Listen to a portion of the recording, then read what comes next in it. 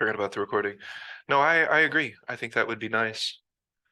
Um, Maybe, do you want to next Wednesday? Do you want to just switch it up a little bit? Do you want to ask some questions and we'll do one of our first interviews? Or if you have questions that you want to ask, Okay, that would be good. you want to do I don't, that'll be good. I'll do that. Oh, but I will also be not in my own location. I'm house cat sitting for my goddaughter next week.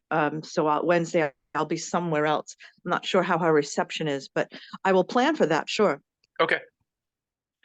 It's 2023. I'm sure their internet's fine. She's kind of a young adult who just recently bought a home of her own, and she's not going to be home. And so I don't know how up to snuff her technology is or anything, but it should be fine. hmm so I don't know, maybe I would need some more specificity because the whole week was just filled with I can't help but notice. I would say one of the most interesting things is I could feel the energy body moving independently from thought or emotion. So the day before my classes started, I could feel that the energy body was moving a little bit quicker, but it wasn't being fueled by emotion and it wasn't being fueled by thought. So I found that really interesting. So that What do lead, you mean it wasn't being fueled, but it was being collaborated by thought and emotion? what do you Because mean? there were different ones before your class than are usually present, right? Not a lot, no. Um, Oh. in terms of thoughts, for sure, no, not a lot. Most of the thoughts were I can't help but notice, rather than any type of. It's just so interesting. I was watching. What did we watch? It was Star Trek, Picard, and he was talking about how humans are stuck in the past, about how the human mind is constantly going into the past and rehashing the past and reliving the past, and I don't at all, so the most that I do in reference to the past really is I find a feeling of a certain time period or of a certain thing that I can remember, and maybe the image will come. But in terms of word-based thought or even imaging scenes and scenarios I don't do that at all. So that's an interesting thing. I couldn't But help you but could feel notice the that. pull of the past thinking that starts to pull you, and you go, "Huh, no, I don't need to do that." I didn't as much as I Hmm. expected that I would. So I know Huh. exactly what you're talking about. And maybe just, I don't know, maybe just because I've been in a few situations where, I was the new person, new at work and new social situations at the dispensary. So maybe I have already, unwoven that, but there were no thoughts. There's no thoughts about like, are people gonna like, I mean, what could be the thoughts? I can't even imagine myself thinking, what are these people going to think about me? Am I going to be accepted? Are they going to like me? Am I going to make friends? I can't even imagine, caring about any of those things. It's so foreign. But that would have been my and I told Shayna, I can't help but notice that I probably, all throughout school, I was so concerned about social constructs that I was never really paying attention. This is one of the first times in a classroom where I can give the teacher, using deliberate folly, by the way, I could give the teacher my undivided attention. I could truly meet the instructor where they were wanting to meet me. And I was like a sponge, like I was just absorbing everything. And I'm like, wow, imagine. Of course, I don't go too far into this, but I'm just like, I could only imagine what my mind would be like if, as a young person, I was able to do that, or I was doing that rather than all of the bullshit about all of the bullshit. So that was a I can't help but notice moment. But what's most interesting is that emotionally, I didn't feel nervous, and my thoughts were not, you know, projected into the future. I didn't, what can I possibly project? I don't know. Like, I have to like sit and like think what are the things I used to think about and worry about because I don't even remember hardly anymore. That's amazing, for me to That's even see that. really interesting, and I can understand it. I moved almost a year ago. May 17th was my move date. And once I made the decision, leading up to the decision, there was a lot more thinking, imbalanced overall amount of thought and weighing the pros and cons and worrying about what my money and whether I'm making the right decision, too much of it. But once I got to the point where I wasn't doing that and I was more balanced and I made the decision to go, I also could not help but notice a lot of similar things. I wasn't worried about the social construct. I wasn't worried about whether I would make friends or not.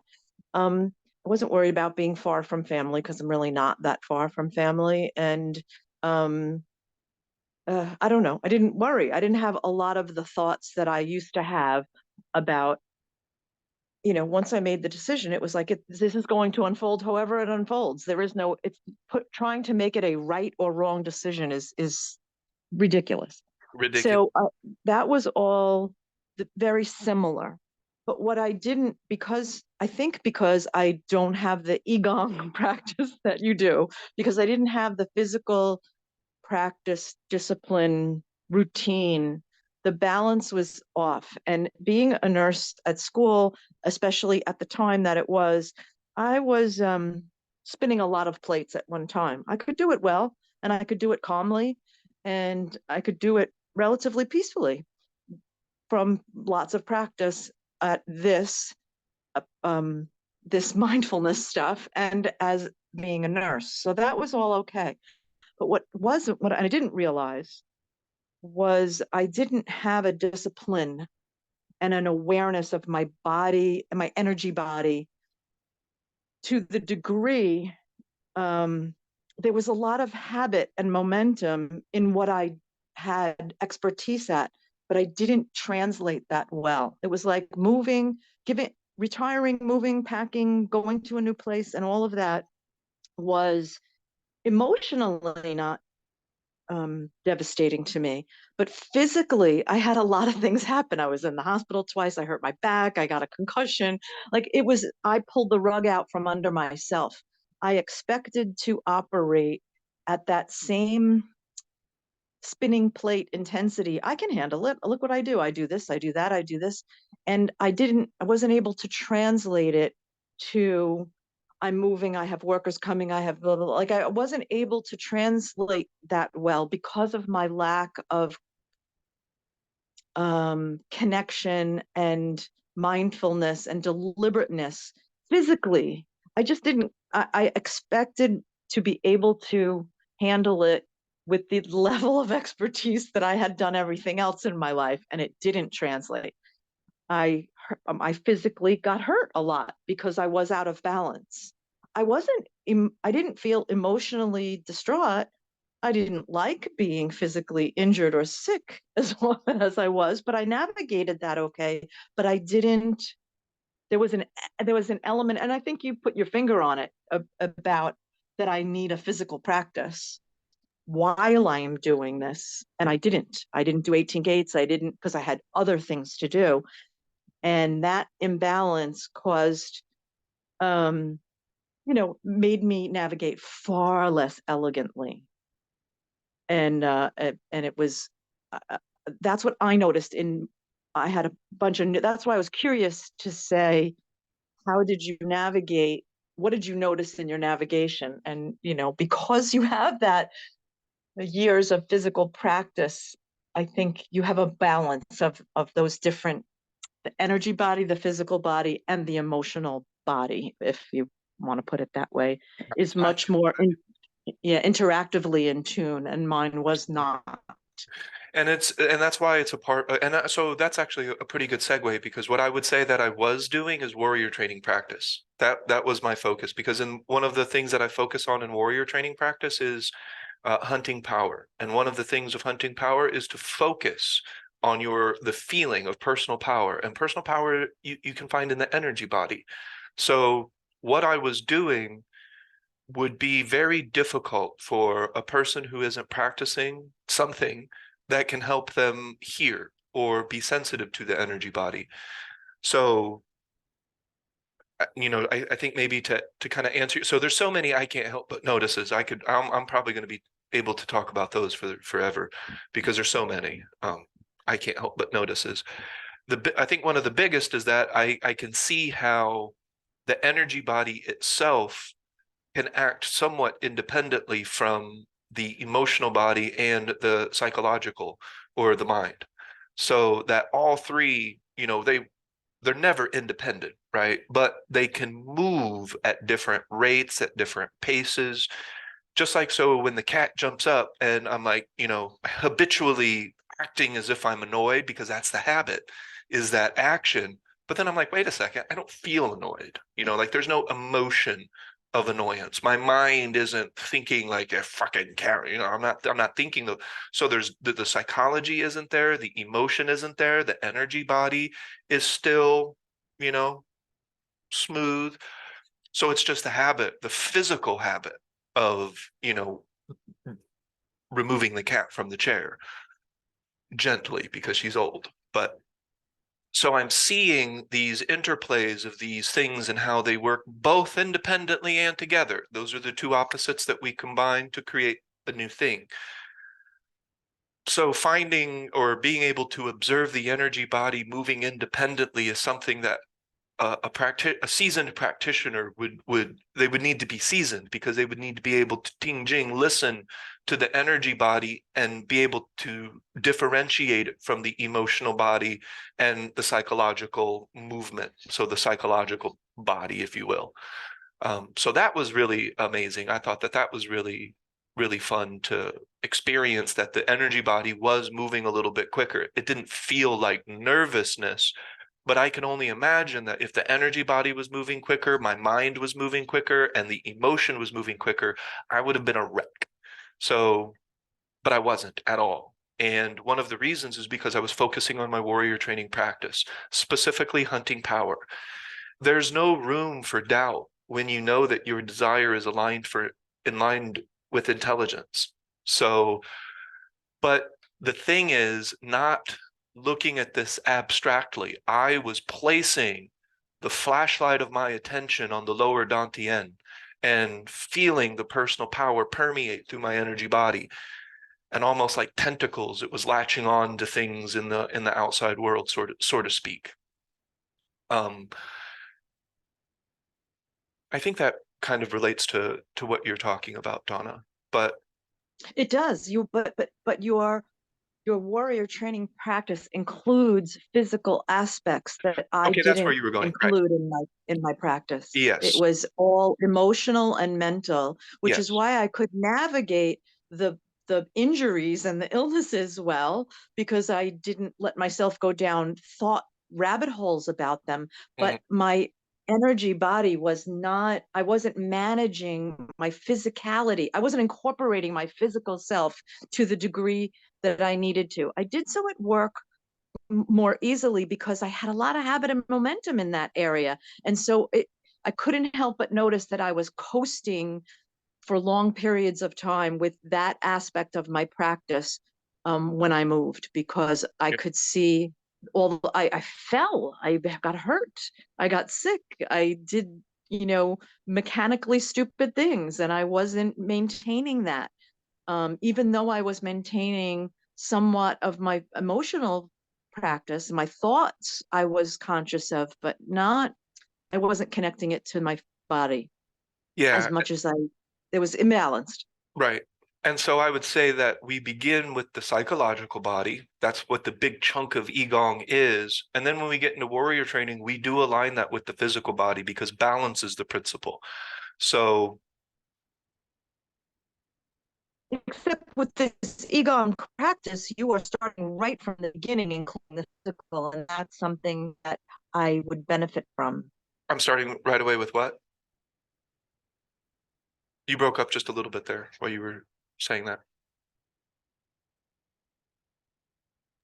The Qigong practice, Mhm, the Qigong book mhm. starts right away. I guess you did. You did even with us in the beginning, but I didn't do it. Lightly, I didn't yeah. do it to the degree I did everything else. Yeah, very gently, I kind of like fox walking. you can turn fox walking into a semi-formal practice. You know, you've done that. So, and I introduced that in Qigong, you know, book one. So yeah, definitely we're going to warm up. But when you get into warrior training, if you don't have the psychological roadblocks, there's no reason why we wouldn't want to do certain types of movement and things like that. It's just we're in the habit of really doing nothing for our body, our energy body, and those things. And that's where Tai Chi, Qigong, and all of the other things that we can potentially do come in. So I think those are immeasurably important, especially in the world that we live in. We have to take into account this isn't 2000 year, you know, old China. We're in 2023, you know, United States, most of us, or Western states, countries. So we have to account for where we are. We have to meet in the present moment. So, you know, there's certain things that, you know, I hear people, you know, I get it. The mind first. The mind will make the body immeasurably healthier. However, we live in a weird world, and there are things that are disadvantageous to the balance of our body. And Qigong and Tai Chi and yoga, and, you know, if you have things that you like, very likely those are going to help. One of the things I didn't really share in the warrior training is another triangle that includes nutrition. I call it muscle activation rather than exercise and you know, meditative movement. So those will become focuses if people choose to partake in warrior training practice. But I do agree, like a physical practice at a certain point really does need to be there to support the three aspects of the person, the three primary aspects of the person: the psychology, the physicality, and the energy body. Because the energy body will be like a shadowy reflection of the physical body, and the physical body is like a shadowy reflection of the psychological body, and the psychological body is a shadowy reflection of the totality of the universe. And by shadowy, I don't mean negative or anything. It's just, it's like it's in its shadow. Yes, Jerry, do you have a question, comment? Question or comment? I just was wondering how you because I was wondering too, you know, just about your first day of school and stuff. It all sounds very exciting. I just was wondering if this is part of the discussion today, because for you, it's a battleground or an anxious space of new things, groups of people. Is that why Not at there's all. It's this today? no, we went into it because Donna brought it up. She had some questions about, she just wanted to know how I was navigating. In no way, shape, or form, I haven't been nervous once. There's No, no it sounds like emotion. you used to. I'm hearing that it sounds Oh, like you used to. oh God, These yes. places were not comfortable for you. Oh God, no. Remember, Just like, I had what I would qualify as severe social anxiety. It was debilitating social anxiety. And a lot of my behavior came from trying to counterbalance that. You know, I got into a lot of trouble. I got felonies because I was so desperately trying to counterbalance the social aspect. Um, so if we could think of a word that's one up from battleground, that's what that would have been. Um, and I think, you know, Donna led with just, you know, what are the I can't help but notices, what are the differences? And I could literally talk for 4 hours about the differences because they're immeasurable. There's so many.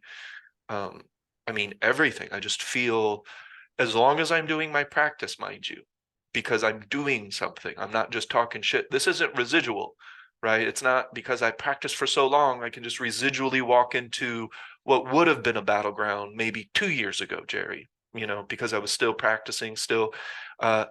Maybe you could have looked at Beyond Hello, or maybe even a little bit before that, as a little bit of a battleground because I was still practicing. I was still really fresh. I didn't focus on personal power like I can now as a result of the warrior training.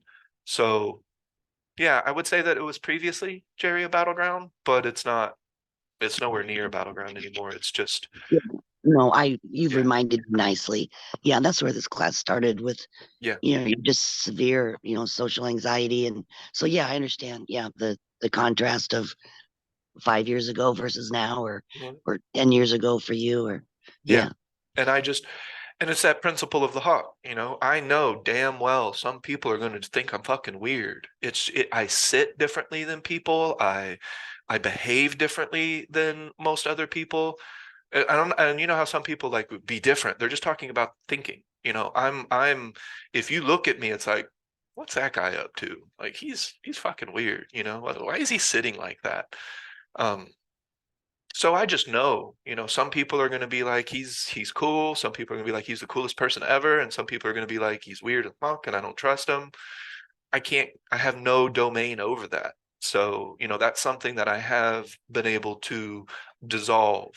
Um, and it is no longer a battleground. So, yeah. It's none of our business. Mhm. It's What? none of our business What do you mean? what other people are thinking or why Well, if no, of it's course not. But that was my battleground. So whether it was my business or not, that's where I used to put my mind the most is, you know, the invisible eyes of others. So I didn't even, so you say it's not your business what other people think. There were times where there were no other people. And I was still creating the same anxious as if there were somebody looking at me. And that's why I call it the invisible eyes of other people. It was so severe that I didn't even have to have anybody specifically around. And I was still constantly evaluating myself. And actually, that's where I came to some of the terms like leaking power, because that's what it feels like when you're getting down on yourself and it feels like it's all just melting.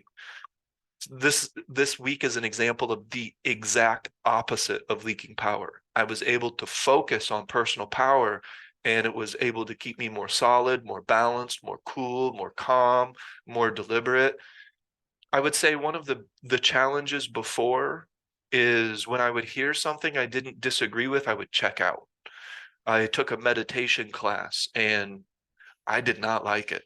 I did not like the way that they were organizing things, and I let that become a roadblock to finishing the course.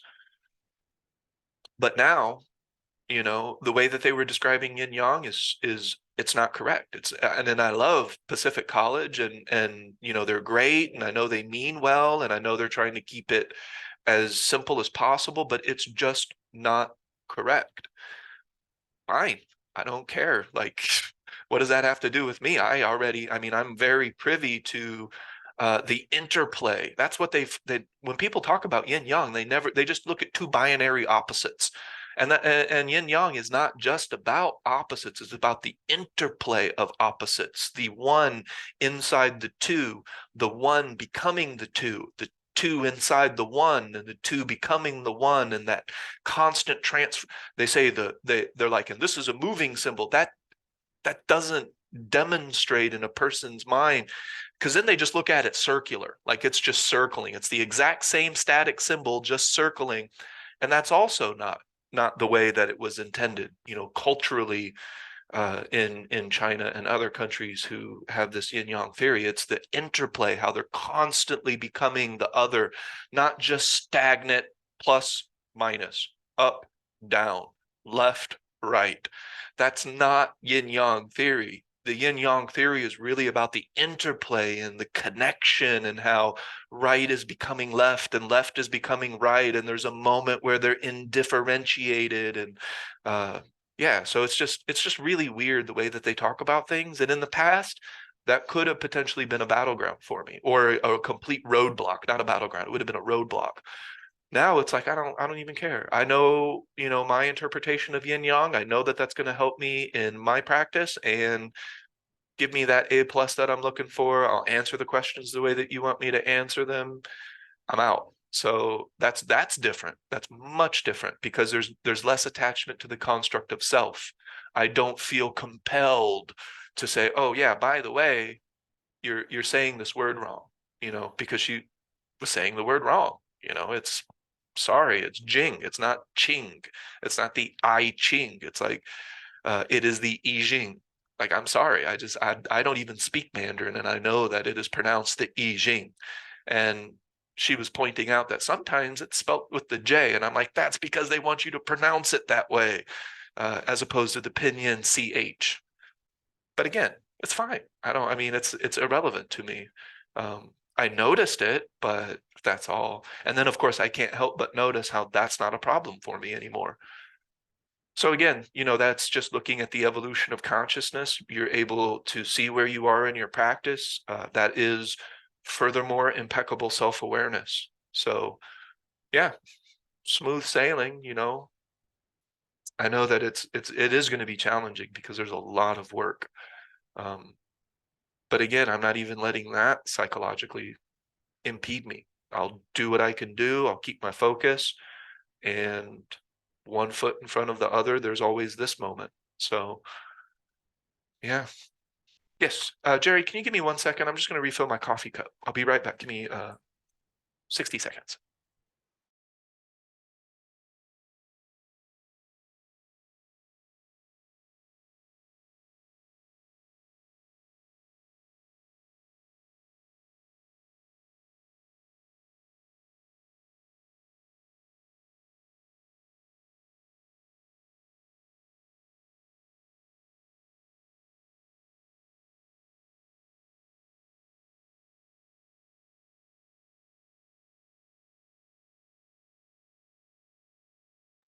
Okay. Yes, Jerry. I I think I missed it. Would you mind sharing a little bit the class or what you've signed up for? I never did hear. What do you mean what I've signed up for? Well, you talk about, Dr. Krolik down the road or your degree, but I, I I never did hear what this class is that you're in now. Oh, this is a doctorate of acupuncture. Acupuncture. Oh, okay. Yes. So Cool. if you could go back 3 years, we had the idea for the Academy of Conscious Creation, centers of mindfulness. That's what I'm doing, except for I'm going to be able to physically interact with people and help facilitate their healing processes. Actually, you know what? Starting today, I'm not saying the word healing, so I can help their growth. I can help their physical balance, both with acupuncture, moxibustion, cupping. I might do a little Tuina, probably not. 2.5 years. 3, 6, 9 terms. No, 3, 6, 7 or 8 terms. Yeah, to get the doctorate. And then I might go for neurology. So we'll see. Because like I said, I'm going to be 110 years old and always learning something.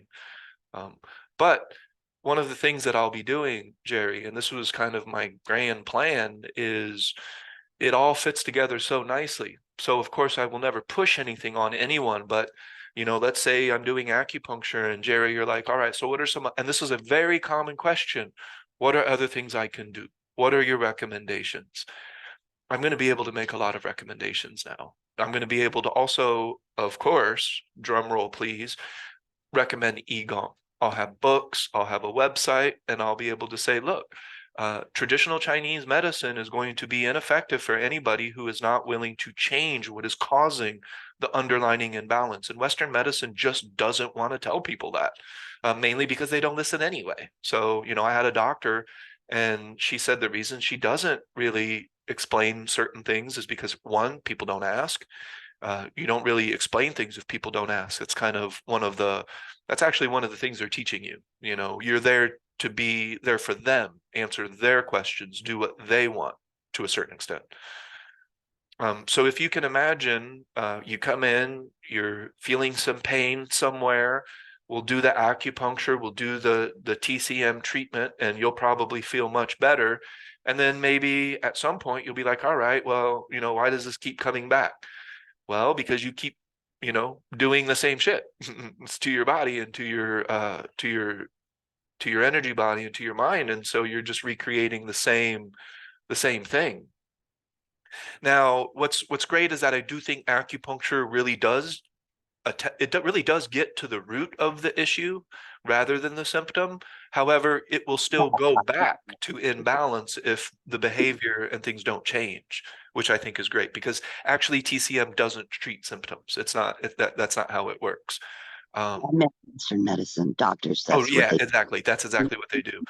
The best analogy I can give is if we all agreed on symptoms, if we just wrote down some symptoms and we went into a Western clinic, we would all likely, depending on our if someone has high blood pressure, they may not, but if a certain symptom set, we would likely all get the same medication. If we go into an acupuncture clinic and they're doing, good acupuncture or whatever, we can all have the exact same symptoms, and every single one of us will get a completely unique treatment because it is relative to the person that day. You can have the symptoms one week, the same symptoms the next week, but the treatment can be different because you're a different person than you were last week. I love that about that's actually one of my favorite things about the TCM approach, is it's always treating you as an individual and how you arrived right here, right now. That's what we're looking at. And of course, acupuncture is getting to the underlying imbalance, but it will always go back if the person doesn't change what was causing the underlying imbalance in the first place. With that in The mind, assessment is completely yes. different. I'm sorry, The assessment is it's completely completely different. Yeah, You're assessing where the person is at the moment by different markers in the body that Western medicine doesn't address at all. They're not looking at the color of your sclera unless it's bright yellow. They're not looking at, your alignment in the way that you're standing or walking or laying down. They're not looking at any of that. They're just looking at the symptoms and the data. yeah, I just wrote that in chat. I do want to give my last doctor credit. Credit where credit is due. He had an amazing intake. He got consent, and now I understand why he asked if he could touch me. I'm like, of course you can fucking touch me. You're a doctor. We're in 2023, so you do need to get informed consent before you touch somebody.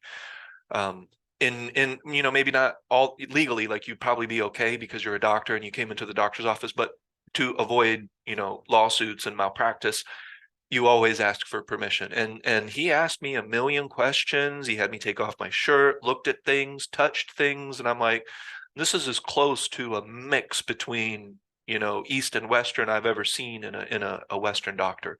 So I do want to give credit where credit is due. But yeah, in general, you're exactly right. The intake is phenomenally different. But so the point is, I guess, is that now I have something where I can interact with them physically and help them feel better, creating the space perhaps necessary for Qigong to be introduced, for Qigong to be introduced, and even for nutritional advice in the frame of traditional Chinese medicine can be introduced. So that's my plan. And the center that we create, it could be a Shenzhen type of thing. I could work with Bob. I could go across the country and do something different. There's no limits. But this is the manifestation of what we were talking about 3 or 4 years ago. It is coming to fruition. And then Shayna is going to assist, and she has an idea of how she wants to interact with the center. And then of course I welcome you all come and visit and get acupuncture and do Tai Chi with me. That's also one of my theories. Is so basically one of my primary hypotheses is that I want to help create space so that other things could be introduced. Acupuncture can help create space for a person's Tai Chi, and ultimately so people can perceive the energy body faster than this 10-year bullshit that we hear from traditionalists, that minimum of 10, screw that. It's not minimum of 10 years. Like, that makes no sense. Everybody is different. How the hell can you have a set amount of time? Like, stop contradicting yourself for just a moment so you can see that it's bullshit. Does that make sense? Yep. I can't help but notice this would have been something several years ago that you would have no interest in. Not What's in that? physically touching other people or getting True. involved in needles or diagnoses, or it wasn't part of your lane. Now you can see the integration of how it is part of your lane, and that in your interest in it has changed because of it. Absolutely. And in the grander scope of things, I can't help but notice how much easier it is to learn when you have a desire. The way that we're doing schooling for kids, I envision a society that does it much, much, much, much differently than the way that we're doing it now. Also because it's untouched by capitalism. So automatically it's going to be more pure. Excuse me, it's untouched by runaway capitalism due to the tendency for the human being to be self-centered.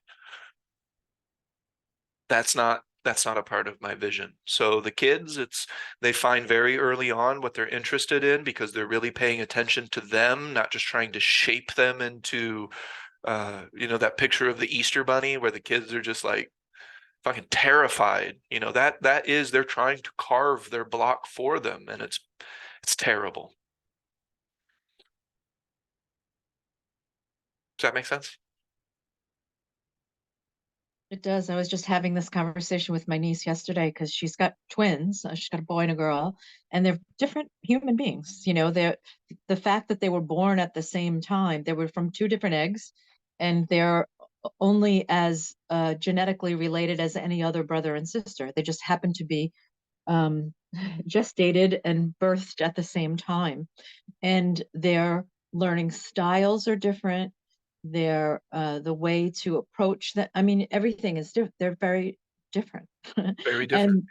And they're genetically the same parents, and all of that. So I was talking about over time being involved in the school system, how the institution, I can see that it's difficult to school. I had 1,500 kids in just a middle school, and we're trying to make them, it's a lot of square pegs and round holes kind of thing. We're trying to make them all conform to the rules so that we can manage 1,500 children and get all this required information into them and get them to spit it back out to us so that we can move them on.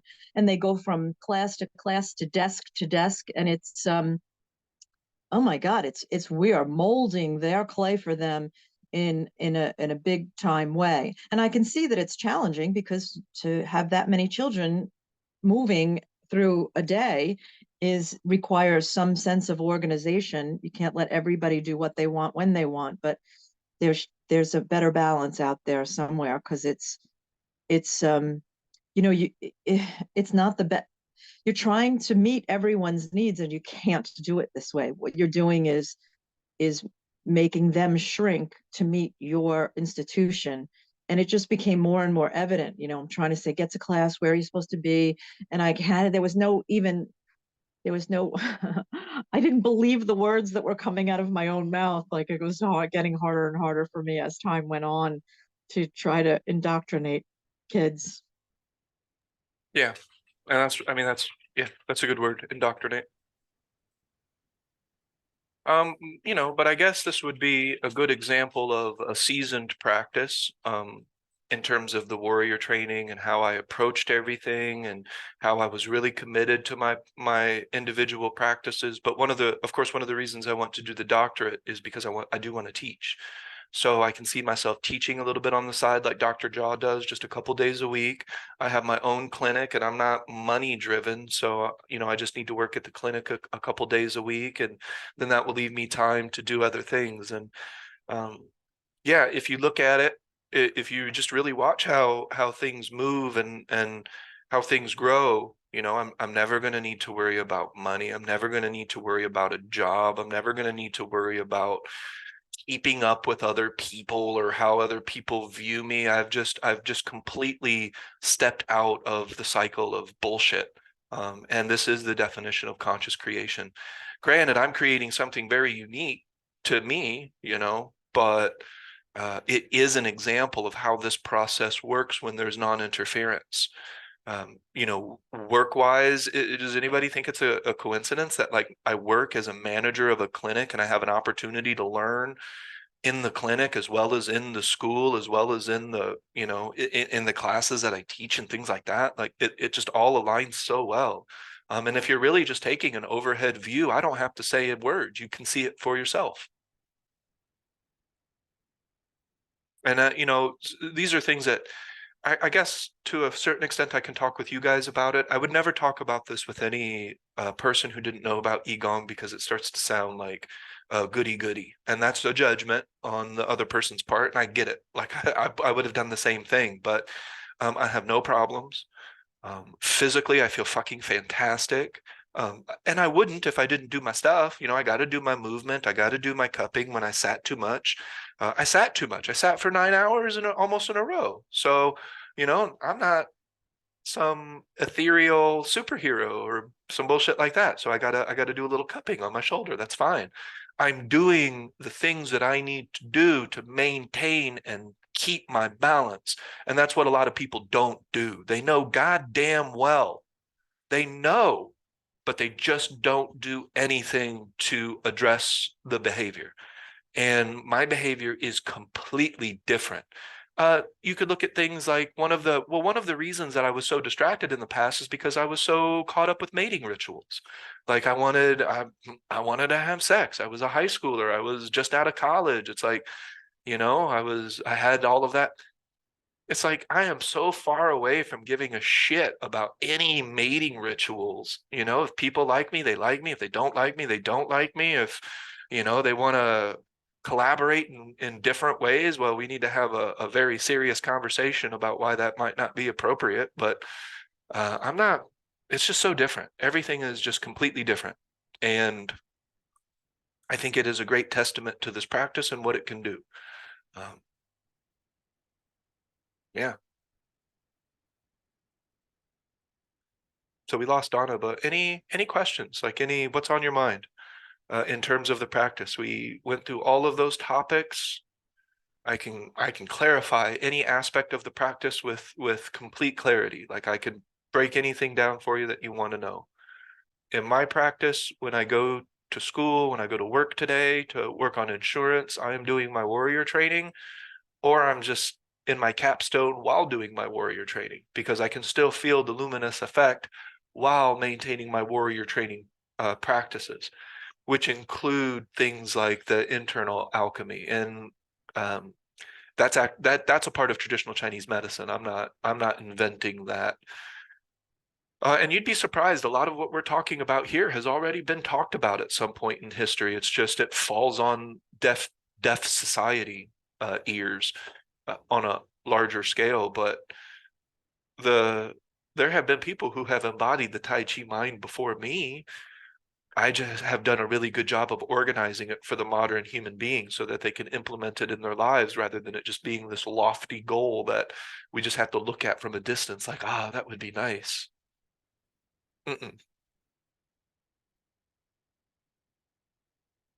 So this practice, when embodied, will lead to better physical well-being. It will lead to better relationships. It will lead to better interaction with the world around you. You'll have a better understanding of what you really want in this world. And eventually you access the power of knowing. And that's personal power. I have no doubts, absolutely no doubts in my mind at this point. For what?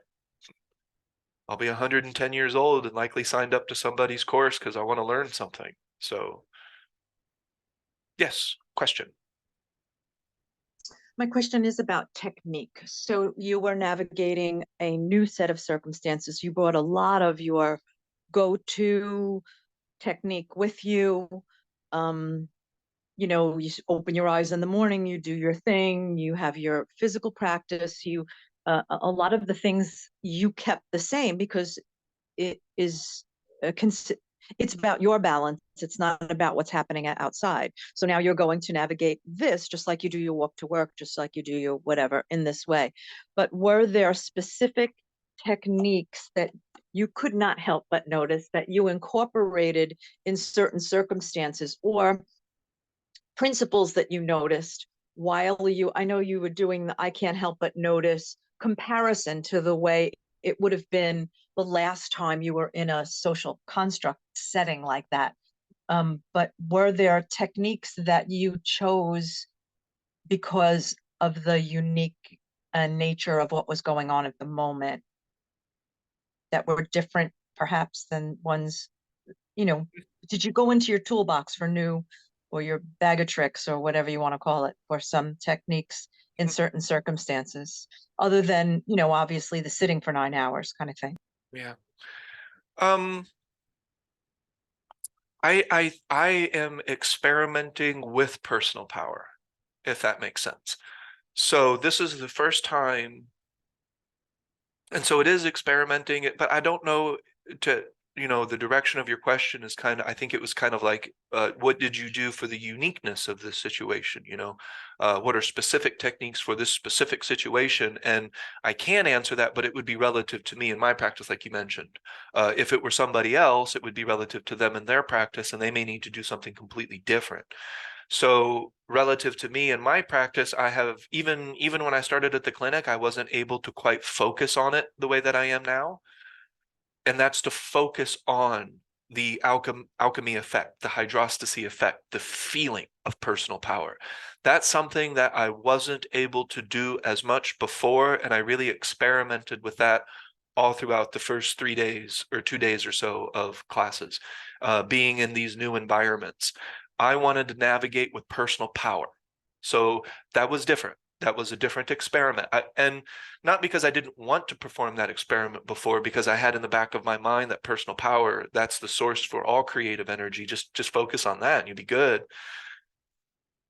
I knew that. You But- brought the totality of where you're at Mhm. and the degree of practice that you have right now Yes. to a new experience. And Yes. so you got to play with it, yeah, in You a have to play new with it way because new way. you're Yep. new in every. And then that's why there were so many I can't help but notice, because when you feel personal power, you cannot feel, and by feel I mean you're giving it your attention.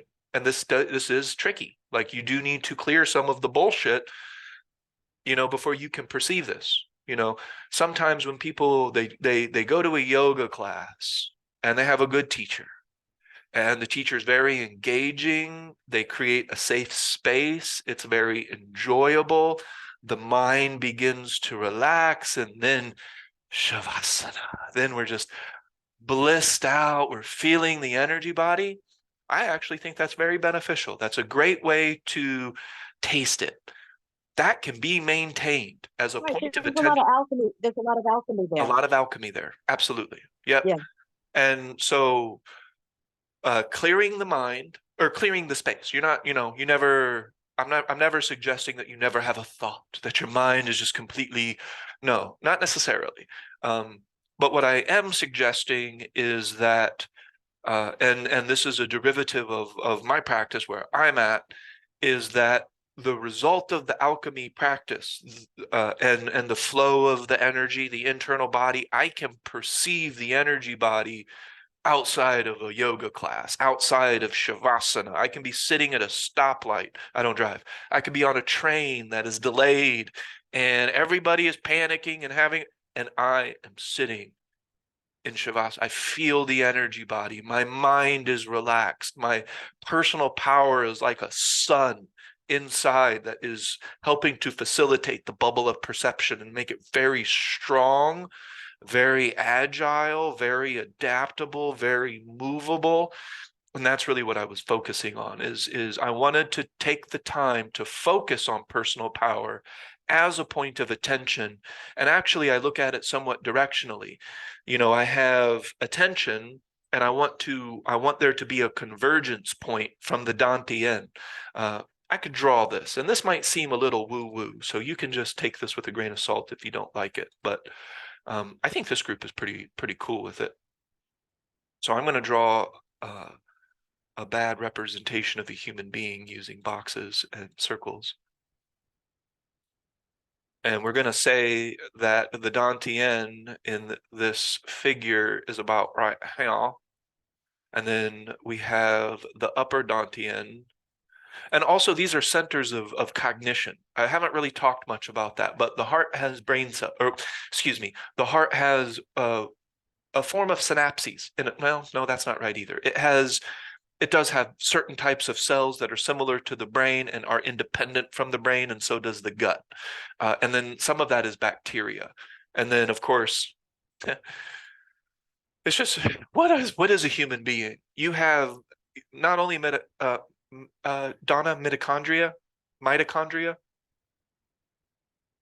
So mitochondria have their own DNA.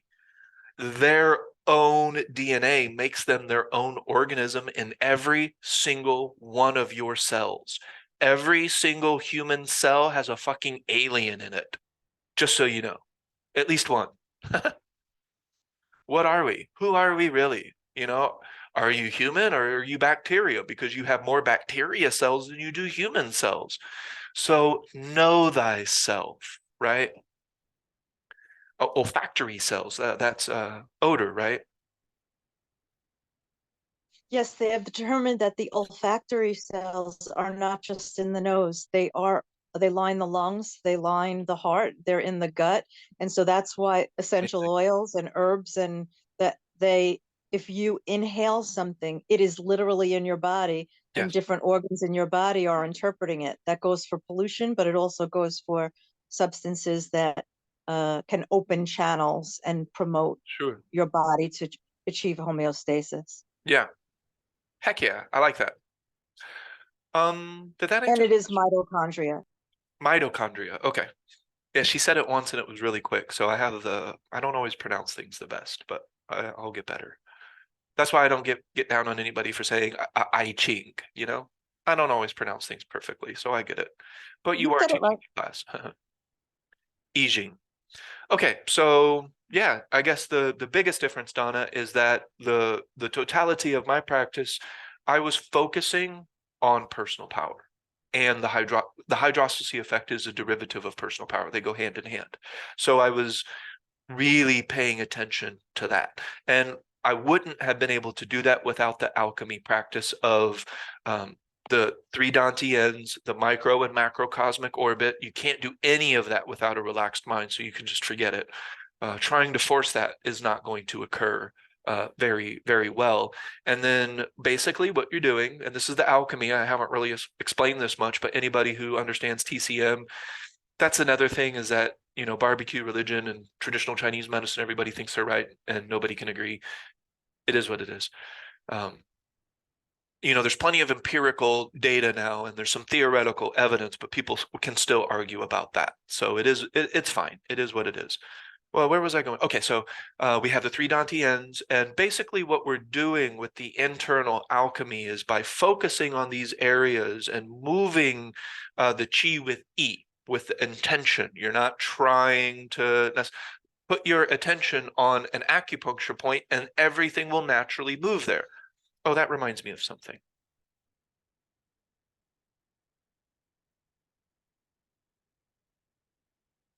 I spelled cognitive wrong, but so the alchemy process is basically, if you look at it through the lens of traditional Chinese medicine, I don't want to go down this too much because it might not be important to you and you might not find any interest in this whatsoever.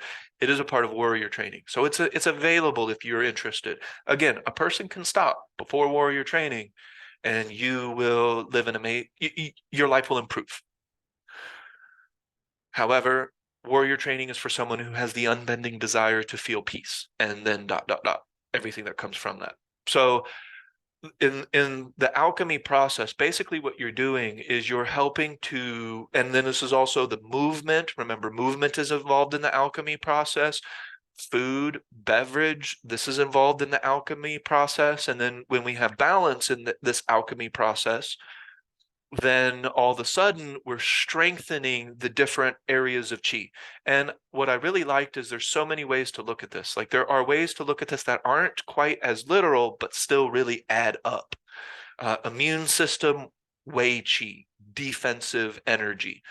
Because it's not just our immune system isn't just physical, it's also energetic as well. So Wei Qi is the energy, the wind, the unseen aspect, the power by power I mean like electricity, energy, carbohydrates, that type of thing.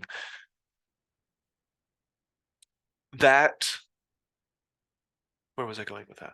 So we have the three Dantians, we have the alchemy. Okay, so and you can strengthen nutritive qi and defensive qi. So that'll be one of the two aspects of the alchemy process if a person is ever interested in doing it, is that they will strengthen their immune system through the Wei Qi and they will improve their overall health and well-being through nutritive qi, which transforms to what the Chinese would define as true qi. And that true qi is, you know, something that you're not going to directly interact with.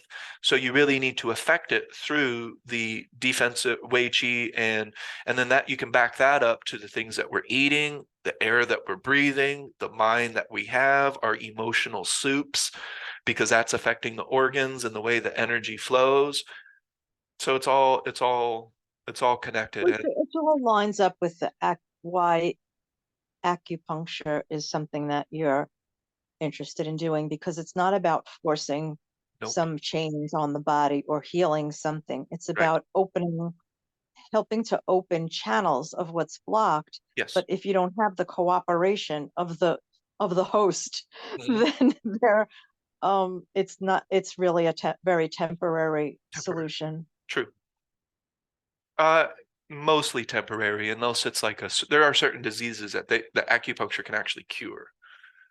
And then, yeah, but you're still right. Maybe a person, depending on their lifestyles, they could end up But it doesn't re-manifesting that. really cure. It just opens the block and your body And heals then the itself. body cures it. Yes. Yeah, Right. the body realigns, reconfigures itself to efficiency, Homeostasis, whatever homeostasis. that is for Sure. that person. Whatever that And is for that's that person. something that I failed to recognize by not having a physical practice, is where I am in time and space at this time, at this age, with this level. Like, if without a physical practice, I couldn't balance my physicality with what I was practicing emotionally and cognitively. And then I couldn't help but notice the imbalance when something occurred. Yesterday, I was playing with the twins in the yard. They have a big contraption, amusement gym thing with slides and swings and whatever.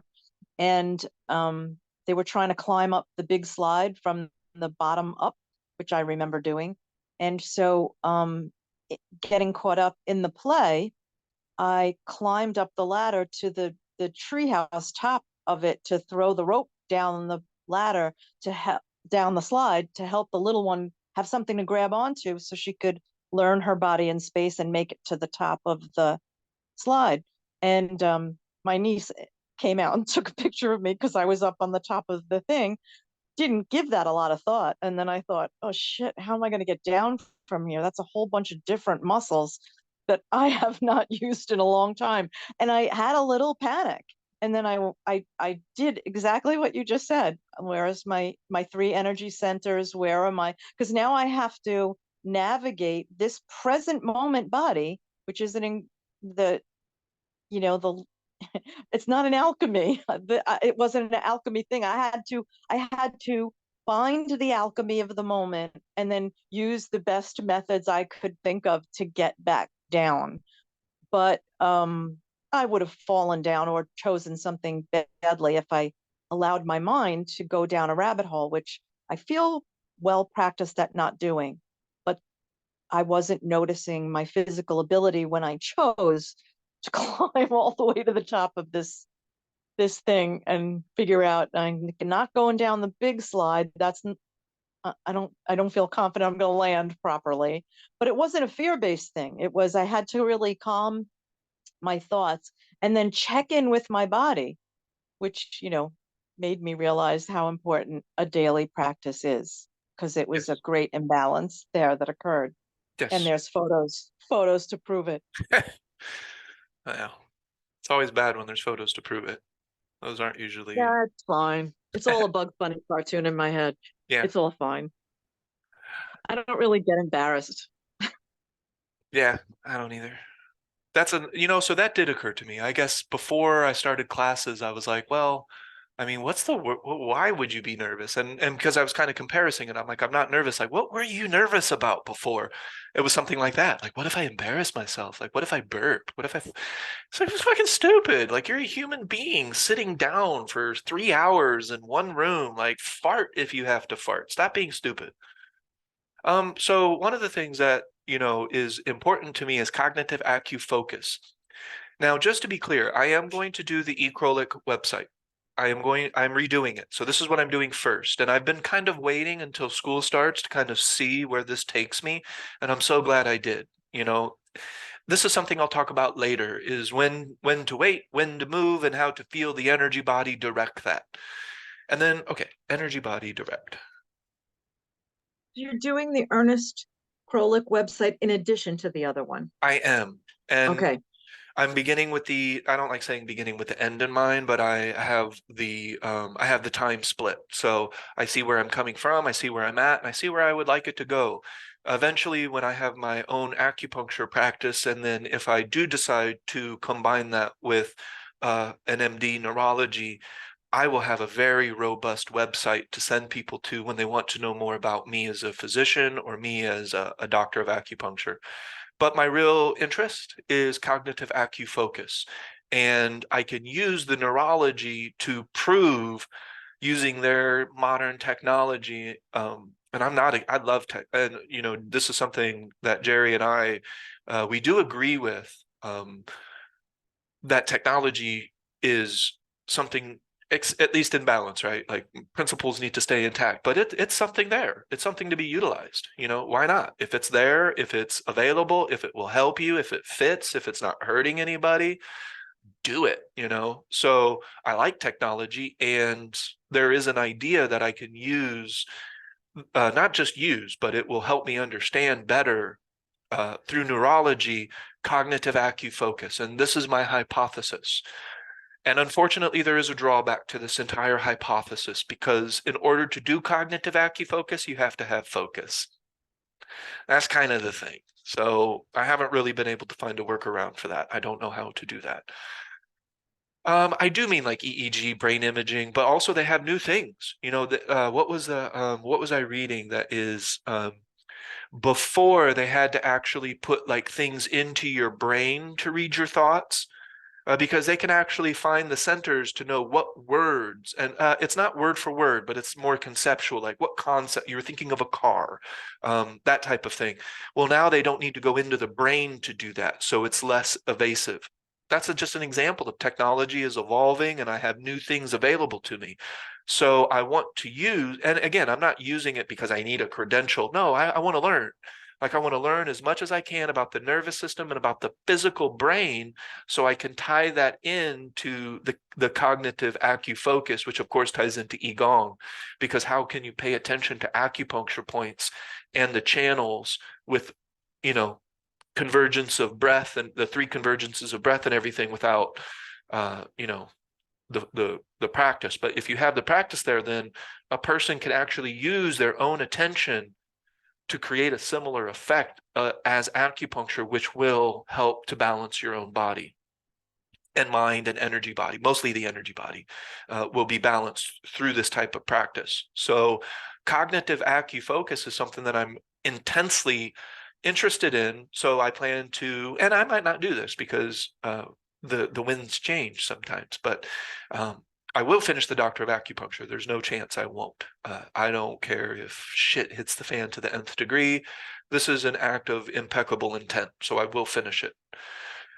But the Doctor of Acupuncture with an MD in neurology, and then I can do the PhD research with Qigong, Tai Chi, traditional Chinese medicine, and the brain, so that we can prove that what we're doing is wildly effective. And then also, I'm not so interested in proving things to other people, but through this process, I learn more. So I find and discover new things. Does that make sense?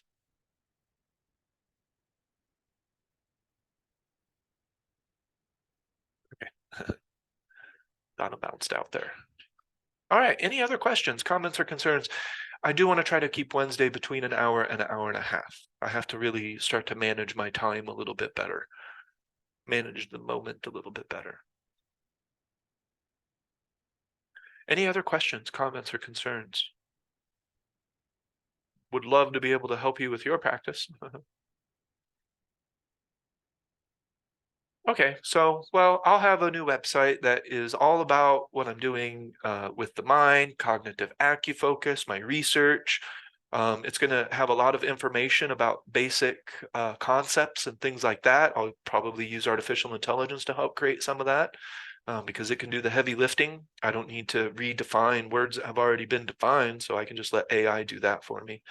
But the eCrolic website will be it's like a digital advertisement of all the things that I'm doing. And then, of course, Qigong is all about the practice. So that's where the books will be. That's where the practice will be. The classes will be.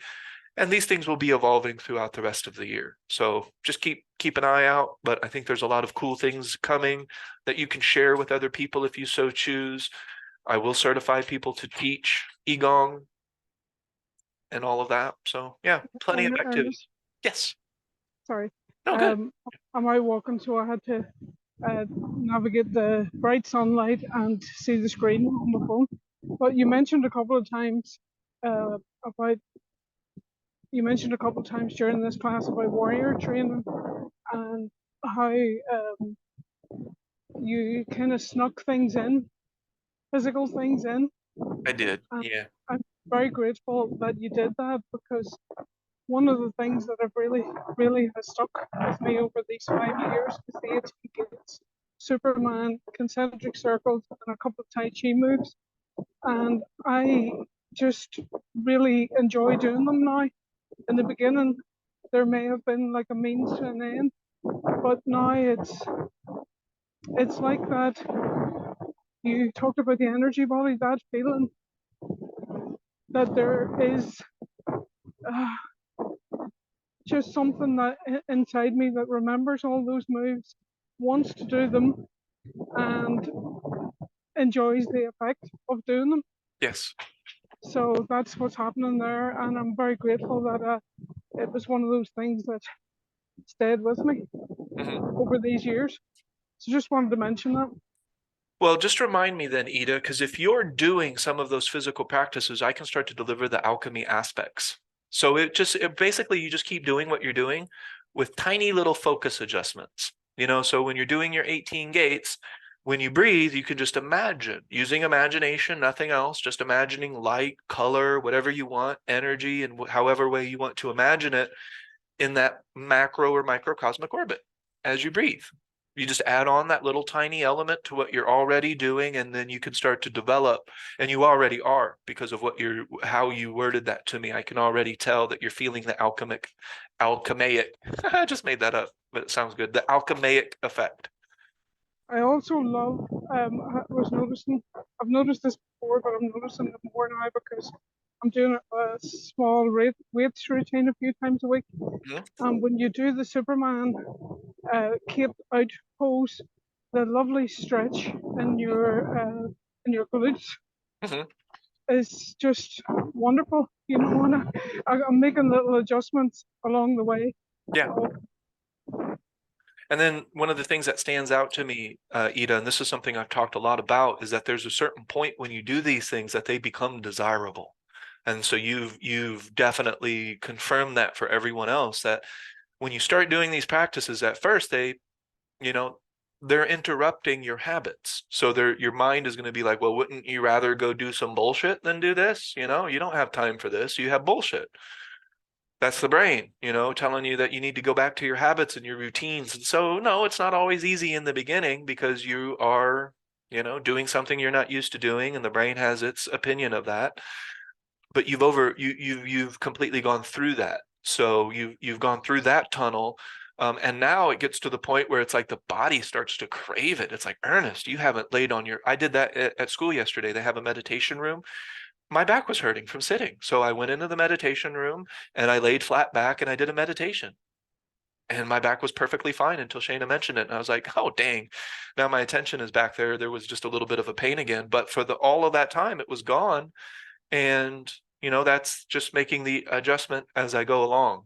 But yeah, Ida, questions that you're asking and things like that, I could definitely deliver more of the the alchemy effect. And it is important because, it could be important. If it's not important to you, then that's okay also. But the alchemy effect is for better overall health and well-being, like totality, not just my mind is relaxed, but my fucking body feels terrible and my personal life is shit. Are you saying We'll align then all of those. the alchemy effect is like, for instance, now I'm walking on the beach, and where before I would have been thinking, I'll get this walk in, get back and get lunch made, then I gotta get a wash on, I gotta get stuff, that sort of nonsense. We're now where I'm walking along here, and I've got the focusing on the feeling of the walk, Yes. I know that's basic fox walking, but focusing on the feeling that the walk is creating is the alchemy. That Isn't is. yeah. Yes. So then I feel that when I'm doing the 18 gates, and when I've done it, when I Mhm. lie on my Shakti mat Mhm. and I've done it, or even during it, it's just wonderful. I just love it so Yeah. much. So But you're yeah, already doing it. Yeah. okay, And then good. all I will add is a little bit, and this is because I like traditional Chinese medicine and I've seen it work. I'll just add a couple things that will help qi. That's it. That's it. Everything that you're already doing is brilliant. And then I would just add a couple little tiny points of attention that won't be difficult because of where you are in your practice, and it will feel good. And so you'll, of course, just like you're doing now, you'll be like, oh, this does feel good. And then the body will start to crave it. But you'll be able to interact with your different areas of, well, you're not interacting with all of them. You're interacting with what you can interact with, and that will help the overall system of internal energy in the body. And we don't have to look at this as woo-woo. It is just the unseen aspect, the electrical, the energy aspect of the human being. Acupuncture doesn't have to be woo-woo. If you put a needle, a tiny piece of metal in your skin and pierce it and go into the body, it's going to have a response. Bottom line, that's what's occurring. We could just say that. I'm putting shit inside of your body. A needle is penetrating your skin. Your body has a response that helps with pain and that helps balance the overall well-being. We don't even have to talk about qi or anything like that. There's so many basic ways to look at this. It's amazing. And that I did get some of that from classes this week, and I really enjoyed it. I would say though, before I go, when I would do Tai Chi with Long, he would tell me something, and I mean, I remember it, but I didn't know that it was a part of Tai Chi because of the way he taught. He had a language barrier, so it would just kind of be you follow me type of stuff. But he would say it looks like it stops, but it doesn't really stop. To the observer, they're like, you stopped. No, I didn't. The internal was still moving, and it just looked like a stop, but it never really stops. There's a word for that. There's a whole phrase for that, and I didn't even know that. And so I learned that from Tai Chi class rather than judging and saying, I should be teaching this. I've had as much Tai Chi as this teacher. We started about the same time. We've had different teachers, but very similar paths. I didn't go in there arrogant, like I could teach that. No, I went practice, beginner mind, warrior training, and I learned. Whereas before, I would have been fighting this guy in my mind. Does that make sense? Kind of a tangent, Ida, from what you were mentioning. Yes, but it means that you're in the moment and you're bringing what you were saying earlier, bringing your body as it is today Yes. to the situation. So Yes. it's different all the time, and the difference is also there in your mind, Mhm. which changes everything. It does. Yep. And so the first two layers of Qigong are almost entirely cognitive with a little bit of formal, maybe formal, mostly informal practices with basic alignment and counterbalance. And you can stop there. And I do believe that a person will definitely improve their overall life experience if they continue to do their practice, but they stopped at counterbalance. However, warrior training will take things a little bit further, and it will help a person with their internal alchemy to improve.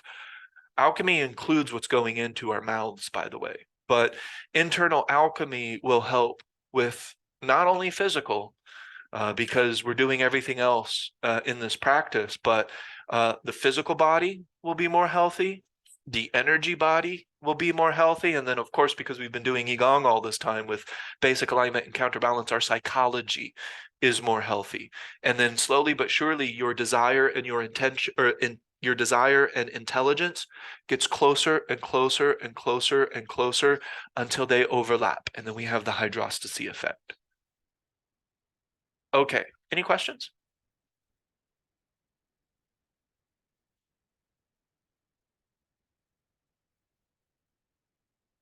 All right, are you sure? No practice points or anything, or? All right, so we'll be back next Wednesday. I do recommend if questions come to you throughout the week, just write them down. This is a perfect time to ask. Ask about where you're at in your practice. You know, if there's something going on, if there's something in your life, you know, it's always going to go back to the practice, but that's okay. We can make a roadmap for your particular situation, that type of thing. But let me help if there is any way for me to in your practice. Very soon we will have the Counterbalance book, and then very soon we'll have the Warrior Training book. The Igong website will provide the physical practices of warrior training, because I just don't have the time right now to put that into a book, because you got to make pictures, and yeah, that's a lot of work, and I probably will do that, just not right now. And then we'll have the first book of hydrostasy. And I'm kind of throwing some other things in there as well into the mix. So this time next year, we'll have a website of Igong, all kinds of books for you to practice and reference and share. And it's incredibly organized. It can help a billion people. And we'll see where it goes. But in terms of this group, just let me know if I can help you with your practice, if I can help, you know, with battlegrounds, if I can help make suggestions, if I can share my own experience, if other people can share their experience. I think that's what will be really great for this group. Although I have a feeling this group is practicing. So, and probably your practice is probably going pretty good, I'm guessing, because you're still here. So you got to be practicing to some extent. All right. Well, I will see you guys again next week. If you have any questions, comments, concerns, I'll put this up to YouTube. Eventually, you'll be able to go to the Igong website and see last week's video, so it'll be even more convenient for you. But if you have any recommendations for the websites that I'm creating and the stuff that I'm doing, I'm always open to suggestions and ideas. And, you know, I'm using Jerry's idea of using AI and different things like that. So yeah, I am always open to suggestions. I don't rush and I don't force, but I'm always open to suggestions. And sometimes I put them on the back burner until it speaks to me in the moment. Like, yeah. Okay, well, I will see you guys next week, and I appreciate you hanging out with me.